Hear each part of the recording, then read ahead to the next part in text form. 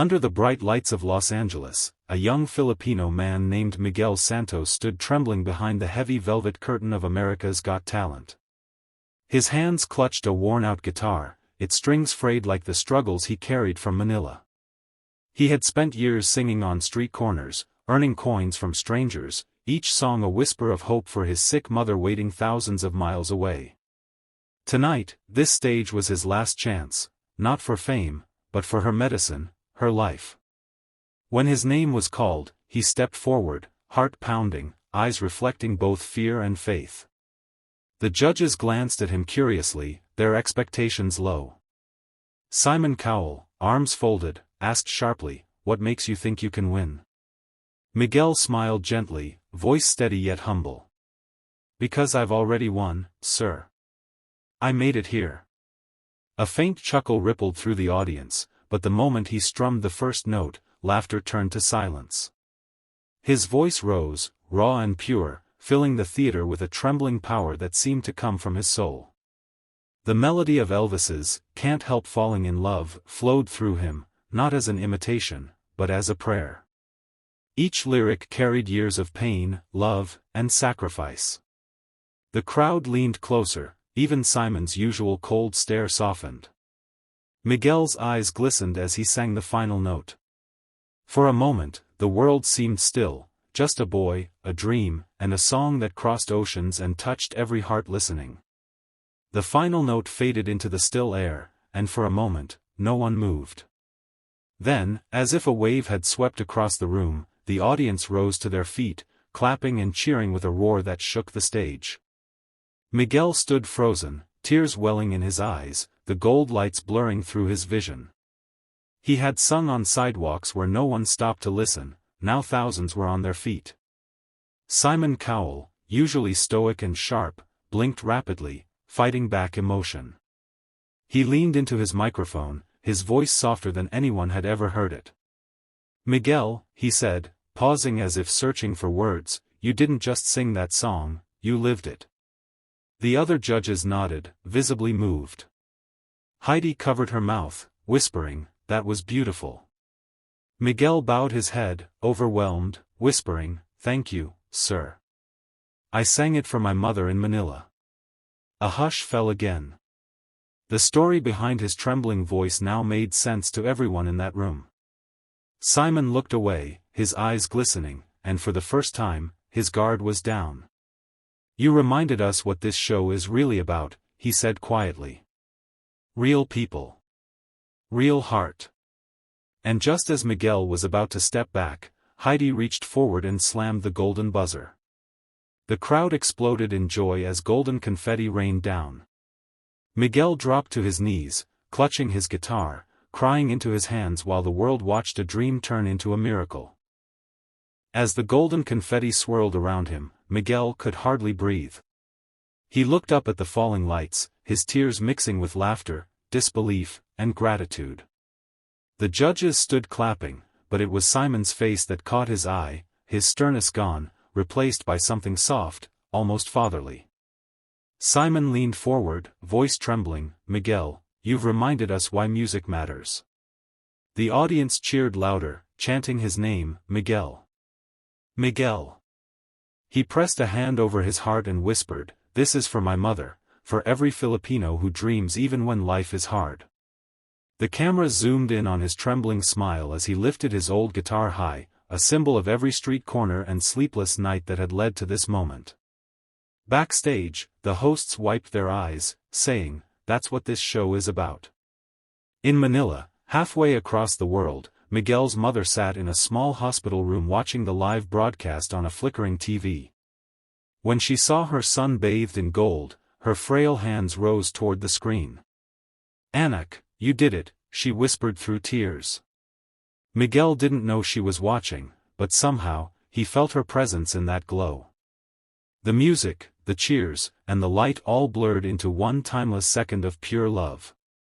For Miguel Santos, the boy who once sang for coins, this wasn't just a performance, it was proof that dreams born in struggle could shine brighter than fame itself. That night, Miguel returned to his small apartment in Los Angeles, still clutching the golden confetti in his hands.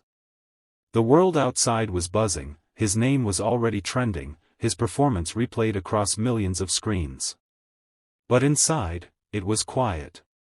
He sat on the edge of his bed, staring at his guitar, remembering the nights he sang under the Manila sky, with only the sound of traffic and the faint hum of city life to keep him company. His phone buzzed endlessly with calls and messages from people around the world, Americans, Filipinos, even strangers who said his voice made them cry. Then, one message appeared that made his heart stop, a video call from his mother. Her face appeared on the screen, fragile but smiling, tears glistening in her eyes. "I saw you, Miguel," she whispered weakly. "You sang like an angel."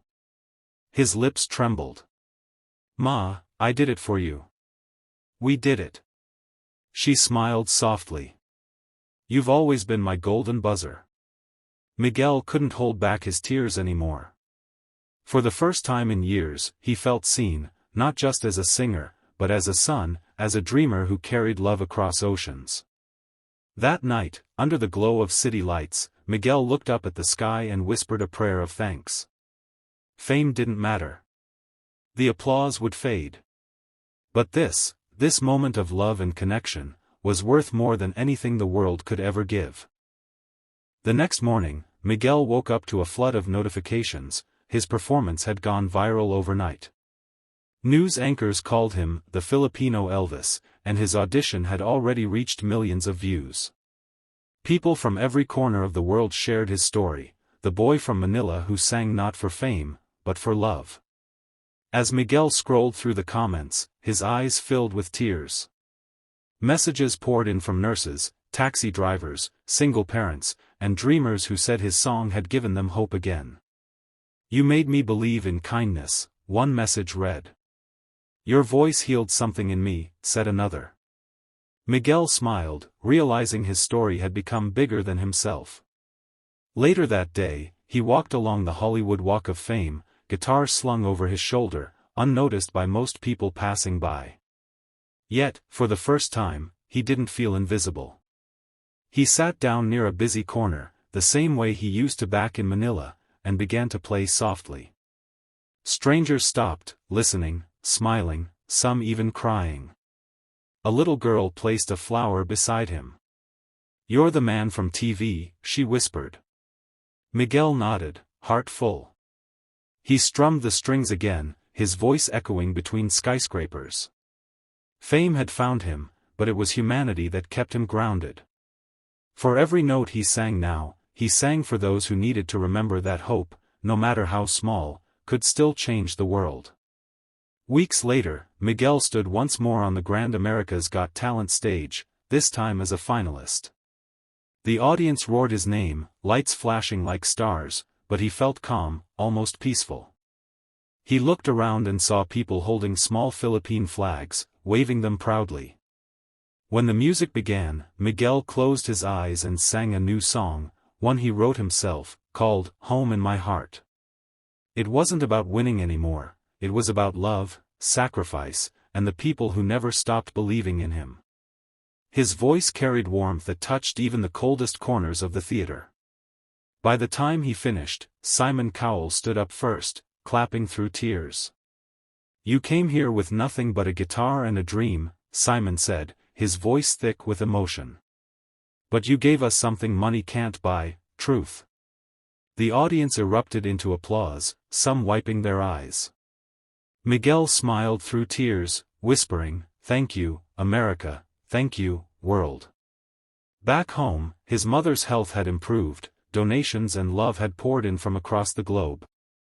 Miguel had not only changed his life, he had inspired countless others to chase their dreams with faith.